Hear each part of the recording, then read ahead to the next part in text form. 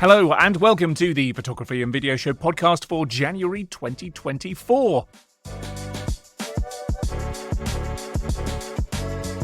I'm your host, David McClelland, and this month we speak with urban architecture photographer Ben Moore about his work and his hustle.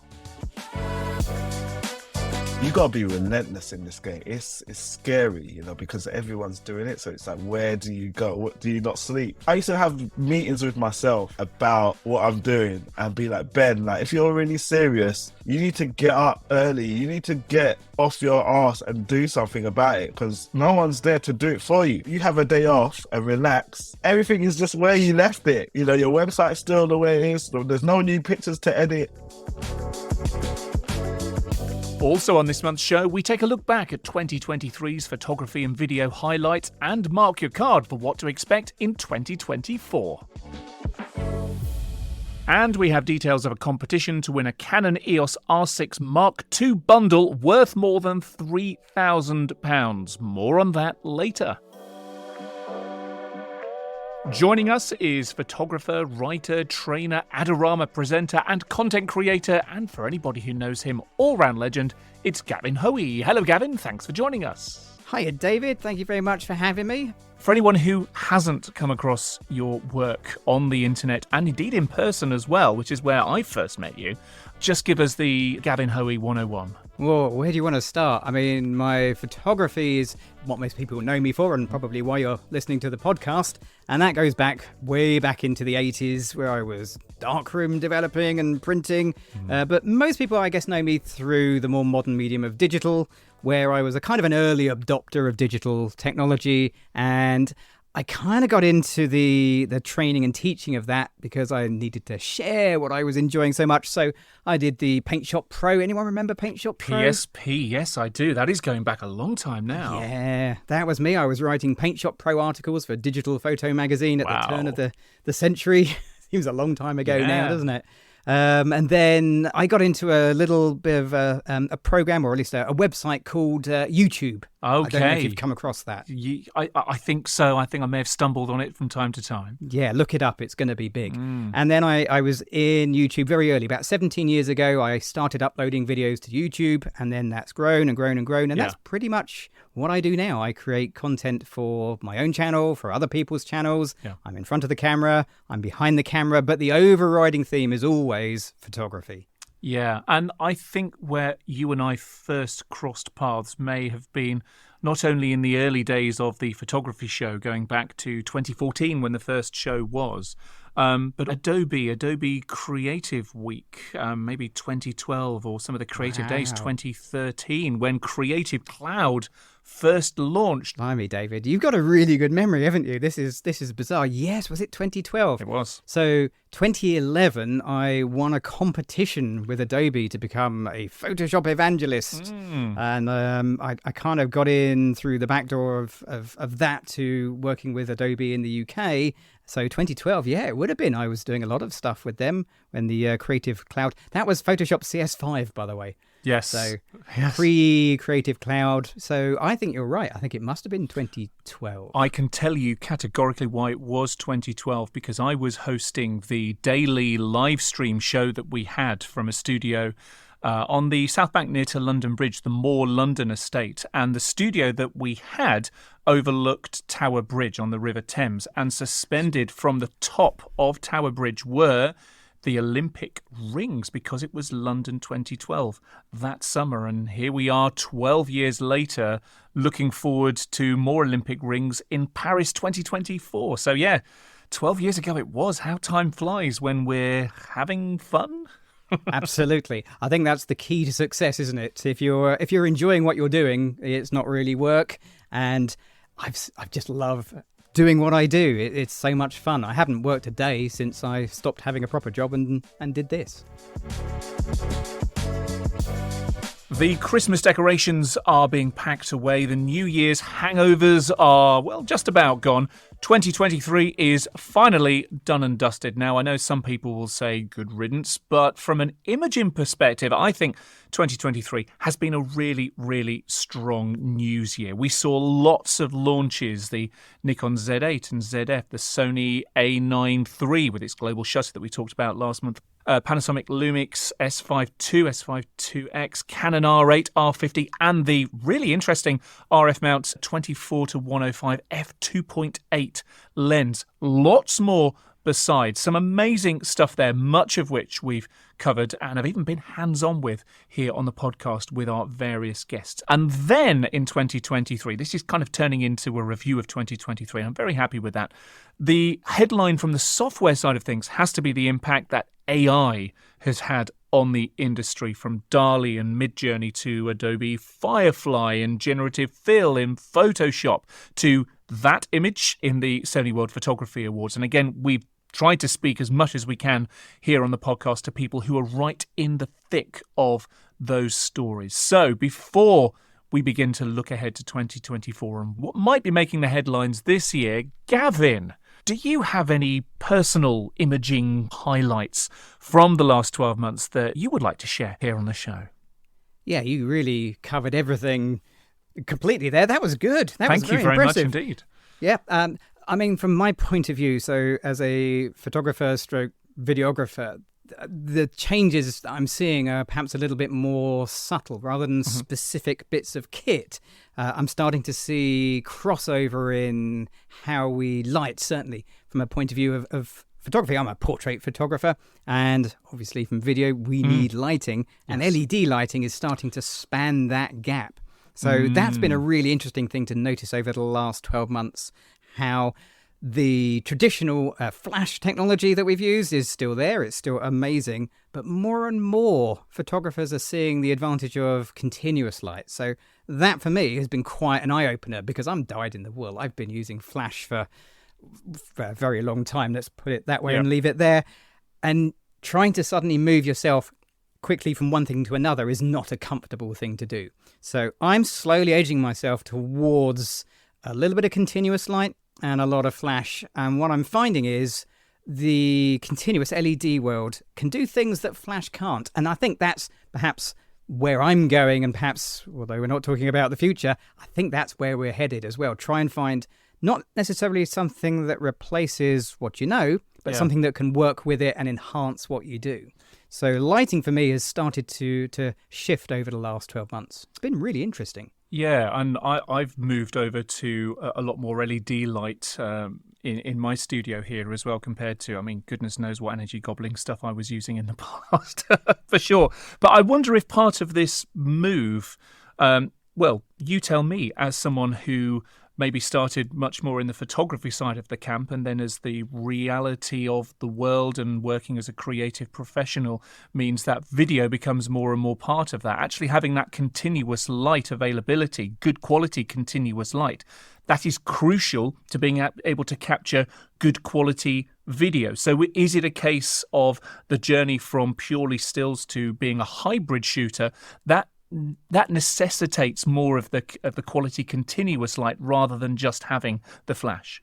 Yeah, it is. So it's really important that if you're going to be doing both stills and video, that you can seamlessly move between the two. I mean, that comes down to social media, trying to create content for social media that looks like your photos, and you're also trying to make a little video clip with it. If you're using LED, it's absolutely a breeze, because what you see is more or less what you got. But then there's been another shift as well, which kind of takes us into your other part of things with AI, because traditionally one of the things that stopped me from using LED lights is the fact that I have to go and get my ISO on the camera and really bump it up to get the same kind of shutter speed as I would expect from flash. But that sort of changed sometime last year. So it's still the same. You still have to bump up your ISO. I use a Micro Four Thirds camera, so going up to an ISO of 3200 for me is scary. I get really kind of like, whoa, we're at the top of a very tall mountain, and I feel quite uncomfortable. And normally I would avoid that at all costs. But then sometime last year, Adobe did something that just totally changed how I take my photos. So within their Camera Raw, within Lightroom, within Photoshop, they brought out an AI-generated noise reduction technique. Ah, yes. And it is utterly game-changing. I mean, I was on the beta, but they had a pre-release that everybody could download. Mm-hmm. And I'm not big on pre-releases. I've done beta stuff for Adobe for quite a few years. Yeah. I stopped doing that because I couldn't remember what was official and what was actually secret. So yes. I kind of came off that. So I didn't really want to try it, but I thought I'd give it a whirl.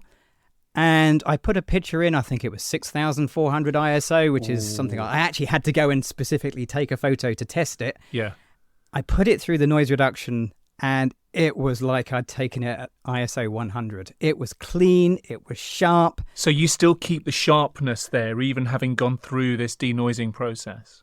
It's astonishing, yeah. Because normally with denoising, you're basically just smudging it and smushing it and crushing everything out. And you can tell it's been noise reduction applied. This is different. This is really, if you haven't tried it, go do it. Go take your worst photo, run it through the noise reduction.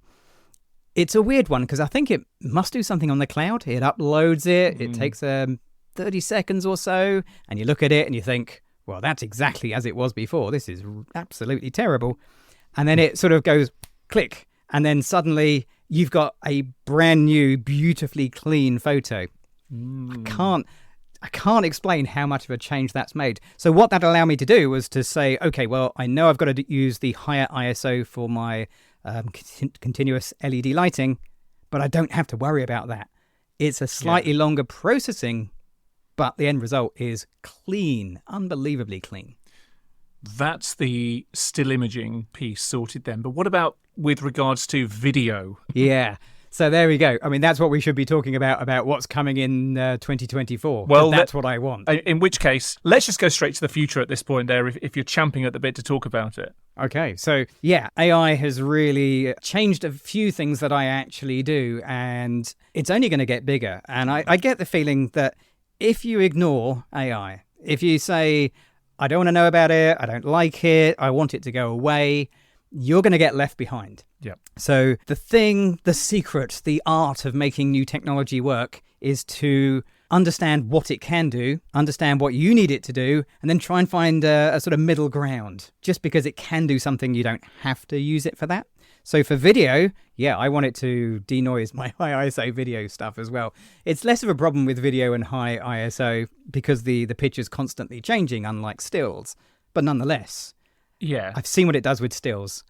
Come on, Adobe, you can do it. So what are the limitations with LED? What do you feel you aren't yet necessarily able to do with the constant LED lights that are available right now? Yeah, it's an ever-closing gap, that's for sure, but there is definitely still a gap. And it's really anything that involves movement and motion. Yeah. Where you want to freeze the action. So with Flash, it has a natural tendency to be a freezing medium. It's a flash duration of fractions of a second. It's really, really good at freezing action, where with continuous, to do that, you need unbelievably bright lights to the point of really making it uncomfortable for anybody sat in front of the lights. Yeah. So that's perhaps where the LED is currently a little bit failing. Now, there is a solution to that, which is to have a hybrid, to have an LED that can flash for a moment of a second. Oh. So you can do that already. Rotolight have been doing that for years, and other brands have that as an option. Mm-hmm. But to have it to the same point that a flash can do it is perhaps a couple of years down the line. But so that's where LEDs fall down at the moment. Freezing action is their Achilles heel. But they've got a load of other advantages. I mean, honestly, RGB and the various versions of that, it's just wonderful. You want a red light, you want to match some brand's color, you can just do it at a press of a button. You want a tube light? Yeah, you can have tube lights. Love tube lights. Tube lights have been wonderful. I got a couple of tube lights in the middle of last year, and I thought, these are really gimmicky. I've used them so much. Yeah. I love them. Absolutely brilliant. If you haven't experienced some lights, then come along to the show, because it'll be awash with LEDs, I'm sure. Awash with LEDs. Again, we'll talk to you about what you'll be doing at the photography show in a moment. I agree with you in as much as looking back on 2023, as much as we name-checked a lot of the big camera launches, kit launches this year, the headline really has been around AI imaging. It's edgy, it's interesting, it's worrying, it's existential, but it certainly is not going anywhere right now. And even a few days ago, one of the big players that many people have heard of, Midjourney, it opened the early access doors, the alpha doors on version 6, which brings with it text. You can actually insert the text that you want. It's no longer a generative AI mix of what could, if you're squinting, become letters and numbers in there. You can insert actual text into your images. A lot more detail in there. DALL-E 3, of course, came out in September and October. And then we've seen Photoshop with its generative fill, is it generative expand? So it's generative expand and generative fill. Basically the same technology. You just tick a box or you type in some words. All of this stuff that we've seen really come to prominence this year. It's been really exciting. Like I say, it ain't going anywhere. That was 2023. 2024, well, it's an Olympic year in Paris. In Germany, it's the men's Euros football tournament. And whether you're into sport or not, those two events alone mean that 2024 is going to be a bumpy year for imaging technology. History teaches us to expect lots of kit launches. I've got a few that we might be expecting this year, but thanks to AI, we can expect lots of imaging capability enhancements there as well. It's kind of difficult for us to know really where it is going to go next, Gavin, because we have seen it come on leaps and bounds with, say, generative fill, generative expand, DALL-E, Midjourney, and all the rest of those over the last 12, maybe let's say 18 months if we're being generous, but it's just come on so far. Who knows what to expect in the next 12 months? It's a brave man who really wants to pin their colours to the mast when it comes to the AI part of the 2024 predictions. Yeah, I mean, as none of us actually saw what was going to happen coming down the road until it had arrived, trying to guess what is even further down the road will probably be wrong. But there are a few things I think that we can expect to see. I think that future camera developments are going to include some form of AI. But if I was a sports photographer, and I'm not, I enjoy watching, but that's about it, I would definitely think that some kind of auto culling of your pictures with AI has definitely got to be the thing. So you're sat on the sideline, you are blasting away with your camera, taking dozens of pictures per second as we can do now. Yeah. We've already have the ability to select in focus and out of focus pictures, and our phones can do the ones where, hey, people blinked and people didn't blink. So that kind of technology, if you're a sports photographer, that it only sends the best of the bunch. Yeah.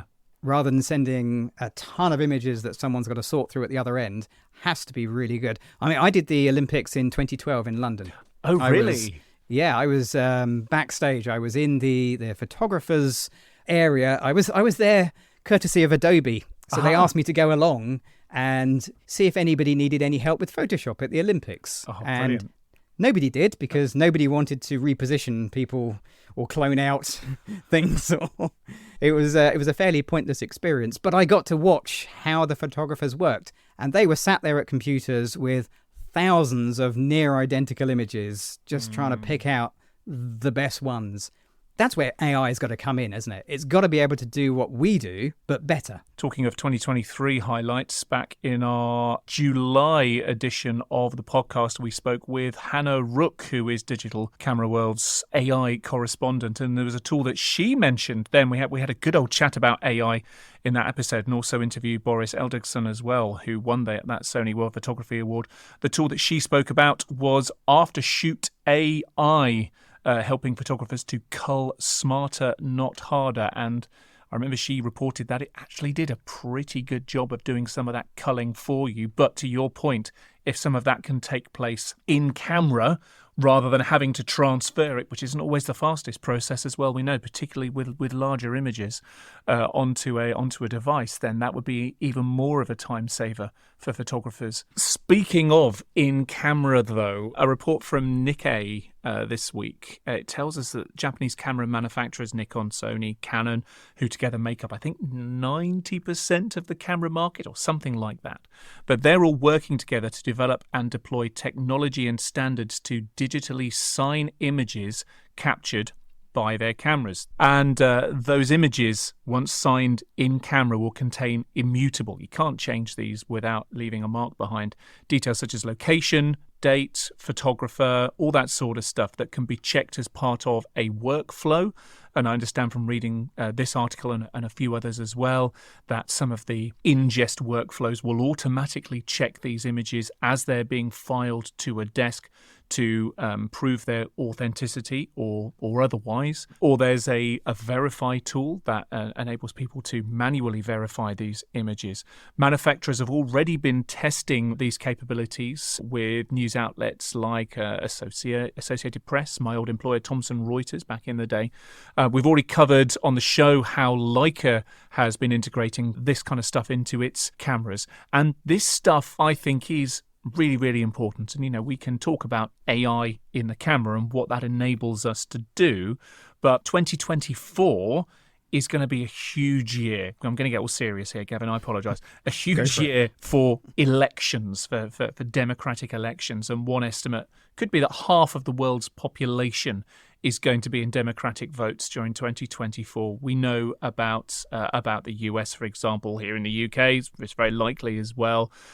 India. So, yeah, there's a lot of voting that takes place. And that means that the potential impact of misinformation on an already, let's face it, pretty fragile sense of global stability, it could be absolutely huge. So actually being able to have a platform that enables us to trust that what we are seeing is the truth and not fake news is really important. And moves like these from Nikon, Sony, Canon, also from Leica and others as well, I think are all to be applauded. I've got 3 worries about these. First of all, that we end up with multiple standards and it all gets very, very complicated. There's the XKCD cartoon about, we've got 7 standards for this thing. Let's develop a global standard so that we are only following one standard. The result, 8 standards.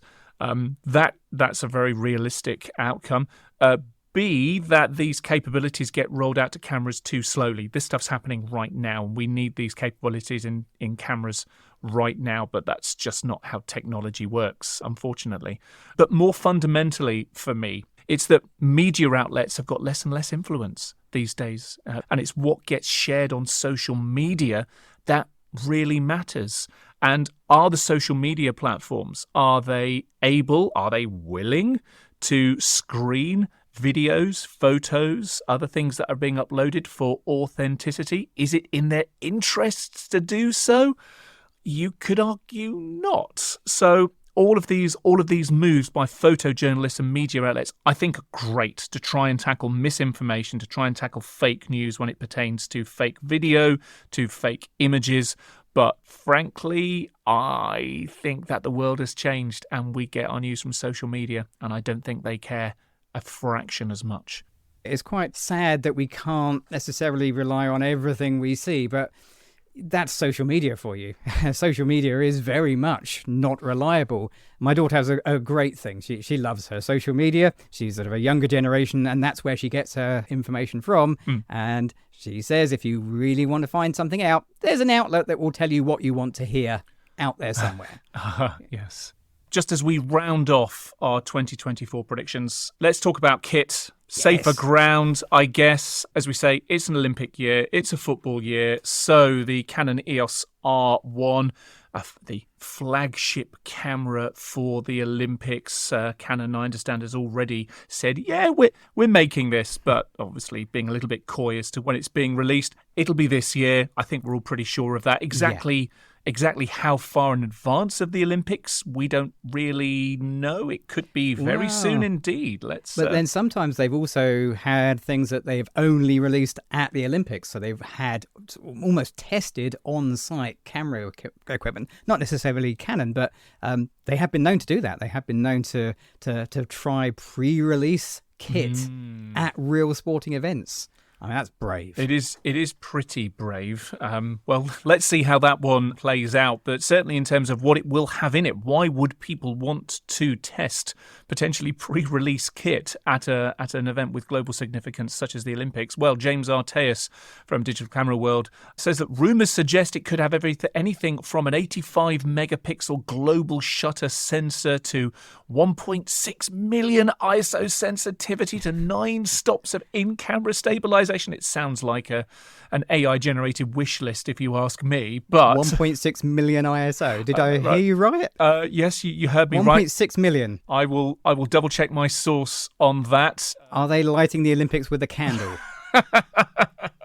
As I read that, I did think, why would you need that? Surely if this event is being televised, then you wouldn't necessarily... I can't imagine a scenario where you would need 1.6 million ISO sensitivity. However, having just checked my source, yes, that is what James has written in his article here on DCW. I did ice hockey photography, and it was... I won't say the place because I don't want to get them into trouble. It was a few years ago, let's put it that way. And one end of the ice hockey was beautifully lit with overhead lighting. It was nice and bright. And the other end had almost no lights whatsoever. So there's a point where definitely 1.6 million ISO would have been good because you needed a shutter speed that was unbelievably fast in light that one end was way too bright and the other end was almost in total darkness. And I got a black eye from that event. That was a fun experience. Top tip, if anyone's ever watching and they photograph ice hockey, don't put your lens against the perspex because when they crash into it, it moves straight back into your face. Good grief. Ouch. Yeah. One day. Nikon may release a high-speed version of the Z9, again, the flagship camera, dubbed the Z9H, possibly with a global shutter just like the A9 III from Sony. So, well, I mean, look, who knows? I think you can say it's going to be the year of speed. The year of speed. Well, yes. Everything's going to be fast. Everything is going to be action-orientated. And yeah, I think that probably does come down to the sporting events that are in the diary. I think that's a good summary of what we're expecting 2024 to be. Gavin, we'll leave it there for just a moment. Time now to head over to this month's feature interview with Ben Moore.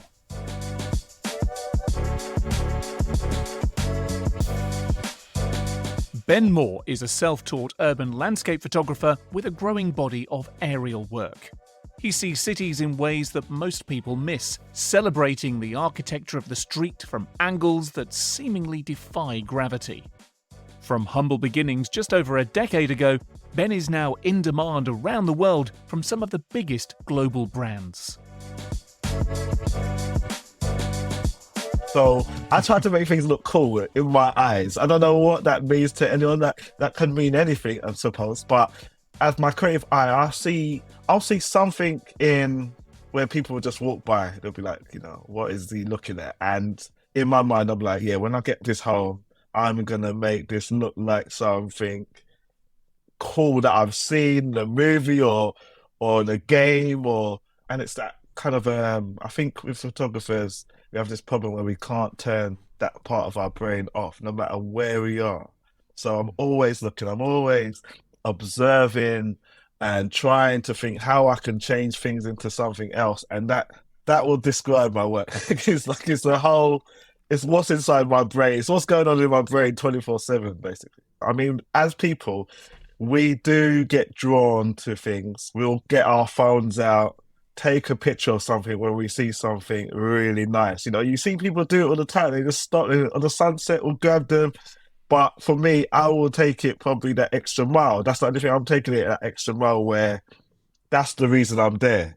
I'm there to get that. Not that I was just walking by. I planned to get this. I planned to go to that building. Landscapes are very much your playground. Urban landscapes are an area of work that I'm particularly familiar of with your work, but also increasingly nature as well. I've seen some incredible aerial work that you've done recently. But just coming back to how you apply yourself as an artist to those landscapes, whether urban or whether natural, I recognise a lot of the locations that you shoot in, but I don't always recognise those angles. I just don't see them necessarily how you do. So tell me, when you go out and shoot, are you one of those photographers who is a meticulous planner? Are you virtually recceing the location, seeing how others have shot that space? Or for you, is it more about just being in that location, seeing, feeling, being creative, being responsive to what that environment is sharing with you in that moment? Which side of the camp do you fall on? I'd have to say both sides. Like, if I saw someone's shot on Instagram and I'd be like, wow, there's so many in my mind, I'm already seeing a million other shots there. So I've seen what they've done with the location and I'm already thinking, okay, if I go there, I'm just gonna... And then, so when I get there, so this is after the planning and stuff, I am scoping around whatever catches my eye. And it's even just a hint. Like, I know some people, you can be lazy where you see something, you go, you probably won't look good, so I won't take it. But just take it, because something in your mind is telling you to take it, and you got to listen to that part of your brain. Your subconscious is telling you, take a shot here. Because sometimes I'll take a shot, and I just go, this is probably like a C-rated shot in my mind. And then I'll go home, I'll do something to it. I'm like, you know what? This has come out better than I thought. So you always got to take those shots, those subconscious ones, take them anyway. Just do it. It costs you nothing. And you can not use it. Well, it's cost you a few seconds of your time. But I wish I was that meticulous person, but I'm just not. I go places sometimes, and I tell you the best ones are where I've gone to a location with a shot in mind, but the shots that I didn't plan to take are better than the one that I planned to get. The ones the B ones that, those ones are like, wow, this is and it's all just from me seeing and just taking those shots where I have a hint of this could be something, Something that I also enjoy about your work is how sometimes it's the blend of these landscapes, the architecture, but together with a hint, well, actually not so much of a hint, out and out street photography. It's about adding people. It's about bringing the context, because these often are built environments where people are walking through every day or enjoying or looking out of the window and so on. Is that also deliberate? Do you find that that is an extension of your eye, of your approach as a photographer? Or do you find that that's a slightly different discipline and you need to have maybe more patience to wait until you've got the right, not the right people, but people passing by at the right time, for example? Exactly. It's a bit of both, where what skill is it to get Cannon Street with loads of people walking around it? It's virtually zero, because there's people walking. Now, to get one person crossing the road, now you've got to have planned that. You've got to have gone to it at a certain time. You've got to waited. You got to put some effort to get that photo, and that's what it's about. It's about putting a bit of effort, a bit of thinking to make your photo stand out from just a photo that anyone could just take any time of the day. It's cool as well. How cool is it to get like just one person standing in the middle of nowhere, and then you get this kind of sense of scale of how they're in these vast environments. I mean, people do it in the landscape world as well, where you see these shots where they're on these mountains and there's like one person standing on the peak with like a yellow coat, and you're just like, wow, where is he? Like, and it's like, where's the photographer taking this shot from to get this guy like looking like a speck? Now, if he had a group of people, it wouldn't be so cool, because you'd be like, oh, that just looks like a tourist spot that everyone just goes to. Now, it looks like they've gone to somewhere really remote to do this, where, they will only have that picture. So it's about trying to make your photos stand out from the crowd. And that's what I was always thinking when I was going out and shooting in photography in the night and doing exploring. I was always thinking, how can I make this photo stand out from the crowd? You mentioned exploring there, and you mentioned getting up early and exploring at night. Is that a key element? You mentioned that you do plan, but also you explore in the moment as well. Is explore a good verb for you then? 100%. 100%. I'll say the night, Me and my friends would go at night because it was after work. So we would work in the day, we'll meet up and do photography at night, and we'll be exploring the city when it's just like everyone's just doing their shopping or whatever, you know. Yeah, exploring is huge, like it's massive. And I would say, even when I'm in other countries and I've planned to go to a million locations, I'm always exploring while I'm in that location or seeing what's around, you know. And it also depends on time, you know. You need to have the time to just walk around, and you got stuff to do. You're hungry, you're tired, and it's draining. There's a lot of effort that goes into it. You need to be you need to push yourself, you know, really hard. What's been your journey towards professional photography, Ben? Because I've read different interviews you've done, and in a way, you and I come from a fairly similar background of having an IT job that we didn't like, but feeling this passion. And I can hear and I can see the passion as you talk about going out and exploring on these shoots. So just talk us through that journey from being in a place kind of pre-professional photography, and about how you took those steps, how you followed that passion, how you recognized that passion was a thing for you in the first place. So I started, well, I'll take it all the way back to school where I used to draw. I used to be so good at art. I used to sell my drawings as a kid to other kids in the school. I used to be really good at copying accurate drawings. I used to be so good. So that I had this creative side of me that was massive, and I didn't know what to do with it. So fast forward to, I'm working in an IT job.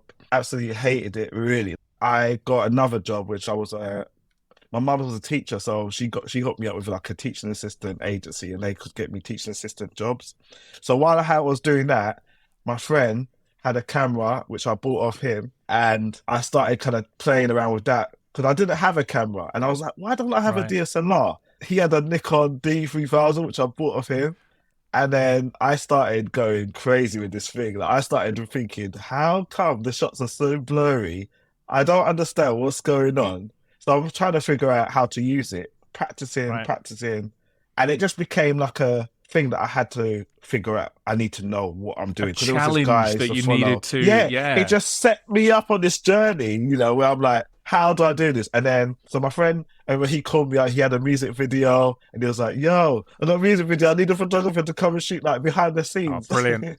So I took like so many photos in this thing. It was, the culling was ridiculous, you know, like 1,000 photos or some craziness like that. I met some model from there. She took me under her wing, and I started shooting her for a bit. And then I met a makeup artist. She took me to this group where we used to basically, photographers, makeup artists, and models would meet. It was called LSS, and we'd all shoot just for the love of photography.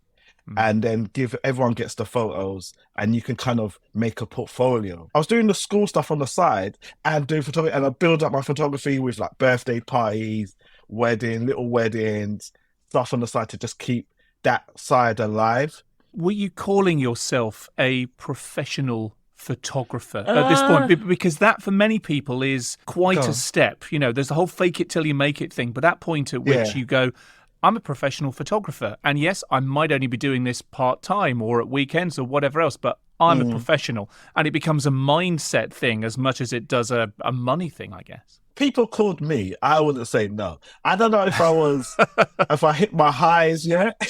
It just felt like I could get money from this, and that would be my dream, to do this full time. I was trying to follow a dream, you know? So I don't know. It felt like I was. And I would probably call myself that because I had the website. I had a lot of clients that I worked with who were like friends, became friends and stuff like that. I started working in the clubs as well.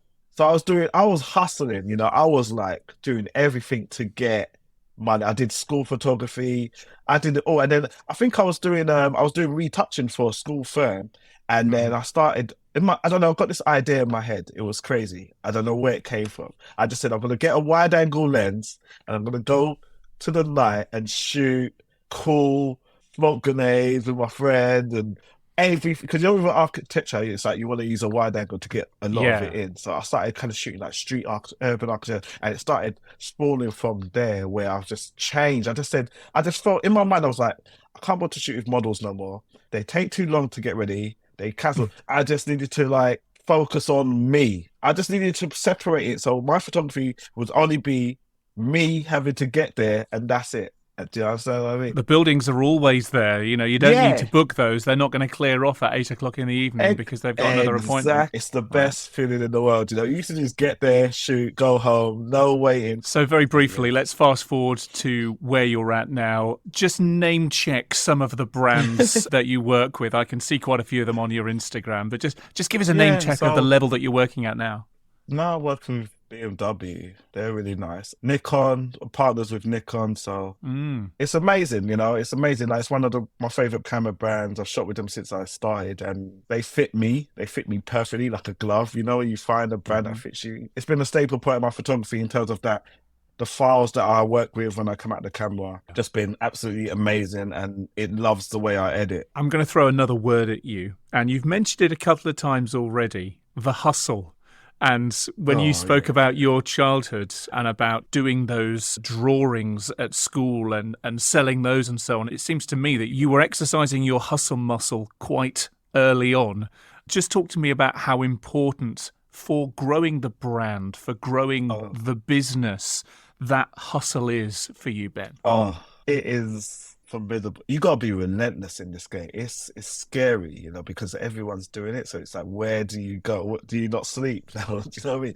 But I used to have meetings with myself. I used to talk to myself about what I'm doing and be like, Ben, like, if you're really serious, you need to get up early. You need to get off your ass and do something about it, because no one's there to do it for you. You have a day off and relax, and everything is just where you left it. Your website's still the way it is. There's no new pictures to edit.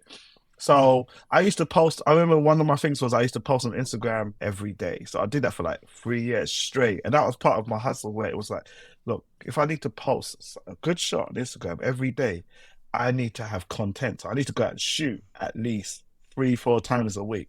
So I was out shooting all day. I'm talking like getting there around 9-10, going home and like exploring London. Like, I know London so well now. It's so crazy. Yeah. Like, I've learned from my photography, and my photography's improved so much. And I think like that was my mentality. It was like I just went at it 110%. It became the most important thing in my mind, and I think you got to want it really badly. It's weird. It's like you turn yourself into an animal and you realize I've actually changed myself. I remember I used to play computer games. I stopped playing my Xbox. I stopped watching football because I felt like these things were taking up so much time, and I could be using that to make my photography better. I gave them all up completely. I was just like, nah. And I told, it's so funny because I had to tell all my friends on Xbox Live that, bye, look, I'm gone, guys. Sorry, I've got to do my photography. And I remember seeing my friend at a wedding that I was shooting, who was one of my Xbox gamers, and he was like, wow, you're really serious. Your account is like offline, like proper offline. Like, and I was like, bro, it has to be done. It has to be. Like, if you've got anything that's distracting you reaching your goal, it's your duty to cut it out of your life and get that goal moving. It will change your life, literally. Ben, it's fair to say that you love a gadget. And aside from your camera and your lens, what photography and imaging gadgets are you most enjoying using at the moment? I'd say a funny one, which is the lens skirt, which helps shoot through glass and gets rid of all the reflections. That I'm loving that right now. I'm loving my ND filter right now at slowing down the light and getting long exposures in the middle of the day. I'm loving that. But most of the time I'm just shooting with the camera, and that's it, really. Like you, wherever I travel around the world, I will be pulled towards the tallest building. And yes, there are lots of viewing decks on those buildings, and I'm straight up there.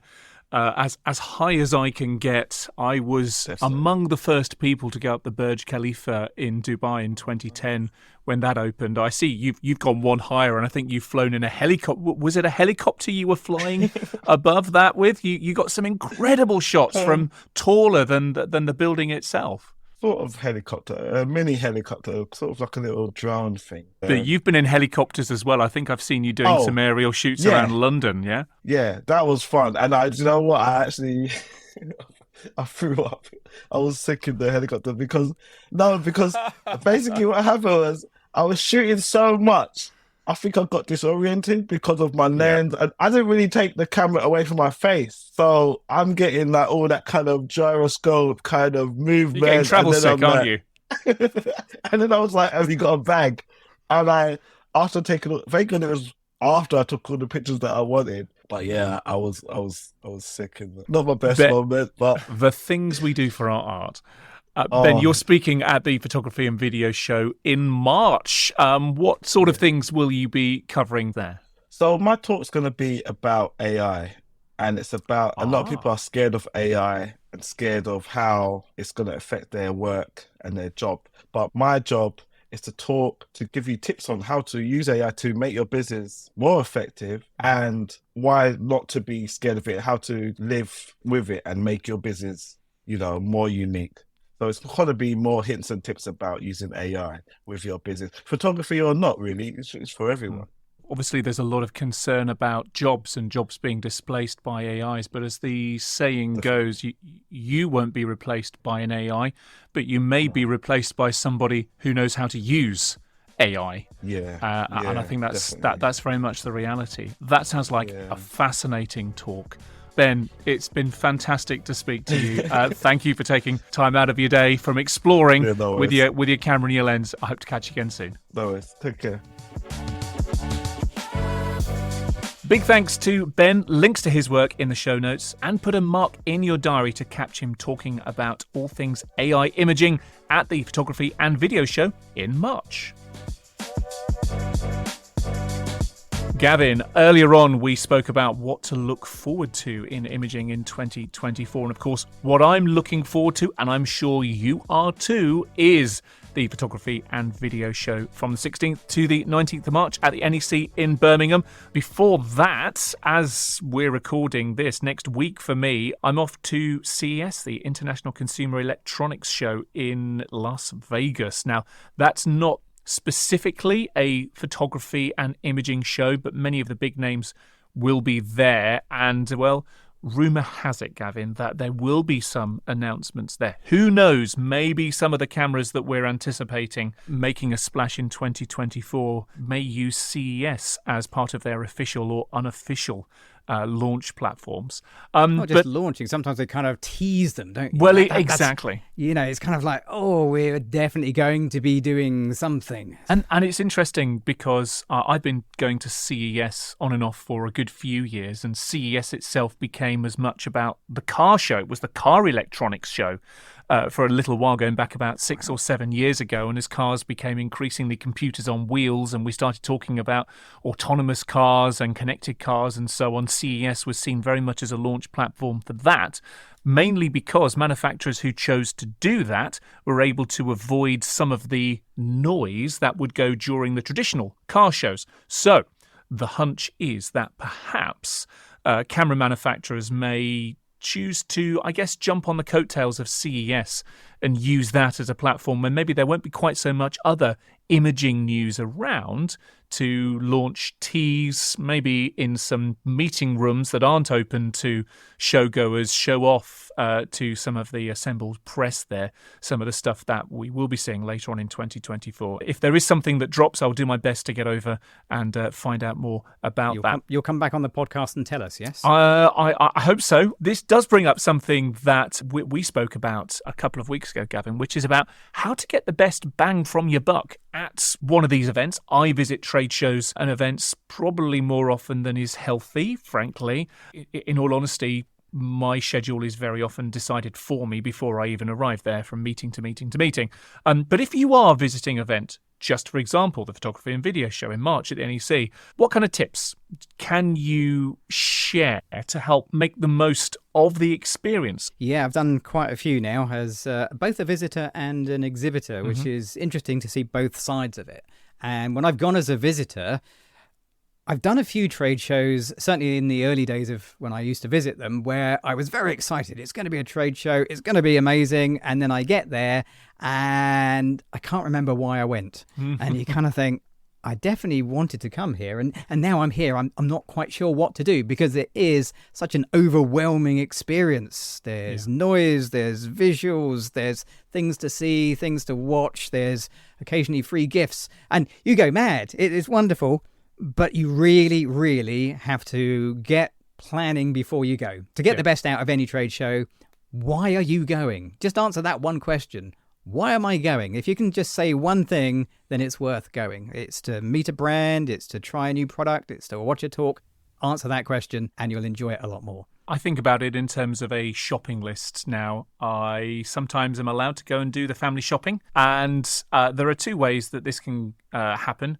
The first one is the one that often goes wrong, and it's where I don't make a shopping list. I try and remember when I'm walking through the aisles what I need, and often I will forget things, and often I'll pick up things that I don't need, and I'll get back home and realise I didn't get anything that I particularly wanted. And then the other way is being a little bit more prepared and making a shopping list. There's one thing that I found many, many times before, and I'd be curious to know if this is the same for you, but very often I've reflected at an event that the worst place to know what's happening at an event is when you're at the event, because you are so much, you are literally on the floor. You can see the backs of people, the fronts of people, maybe you can see some of the stands. But in terms of those big picture news stories, actually it's quite difficult to know what's happening. There might be something that's being launched over the other end of the show, and it's only that night when you're on the train home or when you're in your hotel room looking through social media or whatever, do you realise, oh my gosh, so-and-so was there and they hadn't been announced and it was a surprise thing and I had no idea that they're there. So I find it very, very helpful, even if you're at the event, to have that outside eye, whether that's keeping an eye on the hashtag on social media, which some people do, or whether it is going to a news outlet that is also reporting. They've got reporters on the ground at the show, or sometimes the show's own social media will be sharing snippets of news and so on. I find that such a helpful way of making the most of the event, because very often you can't see the wood for the trees once you're actually on the show floor. Yeah, it's a good point. I've actually done that before. I've come back and thought, I don't even think I was at the same trade show. Where did this happen? I completely missed all of that. If you can, for something like the photography and video show that's a multi-day event, if you can stretch over 2 days, go check out that evening what you might have missed. Do the hashtag looks. They do a video every single day of the day's highlights of I can't remember who fronts those videos, but he's quite good. He's quite good. Yeah, let's emphasise the quite. There's always room for improvement. Just going back to the planning thing as well, landing on the photography and video show, of course, the schedule is starting to come together for that. If you go to photographyshow.com, have a look at what's on. You can tap on what's on or talks, demos and masterclasses. Speaking of sessions at the show, Gavin, rumour has it, I don't know if we can talk about this, can we? That you're going to be at the show this year. What can you say about these scurrilous rumours? That's definitely not a rumour. I think I booked my hotel room just the day after I finished the last show. And bearing in mind it's been, 18 months since the last show. I was always going to be there for 4 days. So I will be definitely at the show for 4 days. I'll be on the Godox Pixar Pro stand, where I usually am. It's almost like my second home for the show. I might be popping up on some stages as well. I'll definitely be on the photo live stage. I can definitely say that because I think that's already been released. I may be somewhere else as well. You have to wait and see. You can't miss Gavin, or rather you can't miss the impact that Gavin has on the show floor. Usually when you enter through the main entrance, there's a big carpet that cuts right through the middle and takes you right towards the back. And there's a bit about 2/3 of the way down, I would say, where it stops being a kind of red carpet and it starts becoming a mass of people. And that is where Gavin is usually presenting and taking images and showing off lighting and modifiers and all kinds of things in one of his sessions there. Your sessions are always incredibly popular, Gavin, aren't they? Yeah. And that kind of brings me back to another point as well about going to a trade show. And the reason they're popular is I try to include the audience in them. So even after we've done the demo and standing around for a demo, particularly when it's on a booth, is a little bit of my feet get quite achy after a while. Do I really want to sit through the rest of this or stand through the rest of this? But if you can find a booth where they will, after the demo, let you have a go with the equipment, you'll find out whether the equipment is for you much quicker than just watching somebody else do it. And I think that's what I love about the photography and video show is it's that interactive nature. you can come along with your camera. Bring your camera to test equipment. Bring your camera. You might even be able to get it cleaned by the camera companies. Indeed. They're often there as well, cleaning kit. Final tip, very, very quick one. Comfortable shoes, sensible shoes. We should are have a started must. with that. I think we probably should have done that. That was the low-hanging fruit, but I have made the mistake of not wearing sensible shoes, and it didn't go well across the 4 or 5 days of that event, I'm afraid to say. Comfy shoes, comfy clothes, and you'll enjoy it a whole lot more. Gavin and David's top tips for events, trade shows, for the photography and video show. If you have any that you would also like to share, maybe you are a photography video show veteran, having been coming every year since 2014, like I think Gavin and I probably are, and you've got some top tips that you would like to share to people who are coming along for the first time this year, then do get in touch with us on the socials. That is almost all that we have time for this month. Thank you very much indeed for joining us to kick off 2024. I think it's fair to say there's lots and lots to look forward to, and we will be across all of it right here on the podcast and at the in-person event too. We may have mentioned it already. You'll have an opportunity to get hands-on with kit, speak to the experts, hear from the professionals. NEC, Birmingham, England, Saturday the 16th to Tuesday the 19th of March. New speakers are being announced every week. Now confirmed are Elise Swopes, Getty Raw photographer Chris Jackson, Joe Cornish, Scarlett Page, who's photographed every rock legend imaginable, incredible animal photographer Tim Flack, and many, many more. If you want to be there, visit photographyshow.com. In the meantime, if you enjoyed our little podcast, then please do all of the things that podcasts normally ask you to do. So hit subscribe, tell your friends, share with your local camera club, and hey, even leave us a review. There are some show deals and competitions on the socials right now too. We're on Insta at The Photography Show. Search us up on Facebook too. Earlier on, I mentioned a competition to win a Canon EOS R6 Mark II bundle worth in excess of £3,000. Well, this is all part of the Photography and Video Show's annual prize draw. To enter, head on over to photographyshow.com/Canon-competition. That's Canon-competition, where you'll find full details and the all-important terms and conditions. Now, the draw officially goes live on Monday the 15th of January 2024. That's when everyone else will find out about it, but lucky listeners to this podcast get first dibs. So head on over and good luck.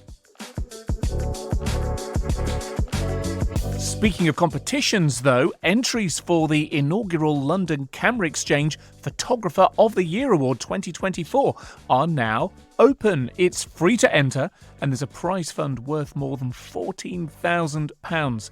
The category winners and overall winners will be announced at the Photography and Video Show in March. Visit poty.lcegroup.co.uk for details on how to enter. That's Photographer of the Year, or the initials of poty.lce, London Camera Exchange Group.co.uk for details on how to enter.